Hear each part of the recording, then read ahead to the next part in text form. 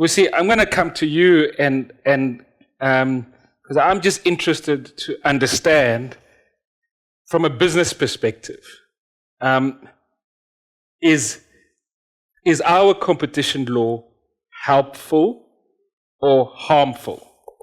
What we have seen, and I think when you speak to a whole lot of companies who have actually had to engage with a competition commission, I spoke to a CEO, for instance, recently of one of the large US banks, and they obviously become the conduit between the investors that want to come into the South African market and trying to probably maybe broker the conversations, and advise their clients, in terms of how to engage with our market. And there is huge frustration. The sentiment, honestly, from where we sit is that the fundamental problem of competition law in this country is the inconsistency in its application. I remember when I spoke to the CEO, he said one of the two key things that the Competition Commission is going to have to look at is the length of time it takes to conclude some of these transactions. It takes an inordinately long amount of time, which is totally unacceptable. And it actually doesn't make sense as well, James, because we are a country which says we are trying to get investment into the country. We are trying to reposition ourselves as the gateway to the African continent. We want to make sure that South Africa is seen as a landing pad to access the rest of the African continent. We know Africa is the continent of the future. We know markets internationally are looking at, and investors internationally rather, are looking at future markets.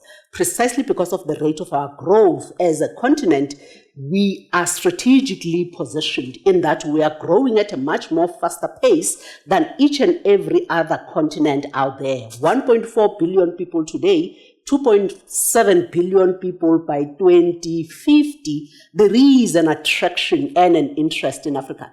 But we are seeing investments being delayed, being redirected, being taken somewhere else, precisely because of the inefficiencies of our market, one of which, is the competition and law that we have.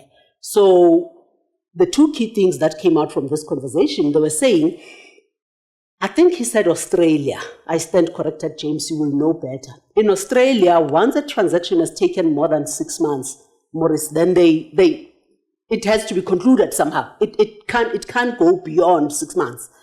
We take 3 years to decide whether we want investment to come into the country or not. In a country of 46% unemployment in terms of the expanded definition, it just doesn't make sense. We're hosting the G20 this year, and we are saying we want to use our presidency and this opportunity to showcase our country as an investment destination. We want to show the international community that South Africa is a destination that matters. It's a market that has got a lot to offer. It's a jurisdiction that is worthwhile to come to. It is a country that is on the mend and. So it therefore doesn't make sense. It seems as if there is something about the left hand not talking to the right hand, and agreeing how we therefore holistically need to push towards ensuring that we actually bring investment into the country. So it's the length of time it takes, but also there isn't a baseline. We have seen, for instance, the issue of public interest, Maurice, being used as a bargaining tool.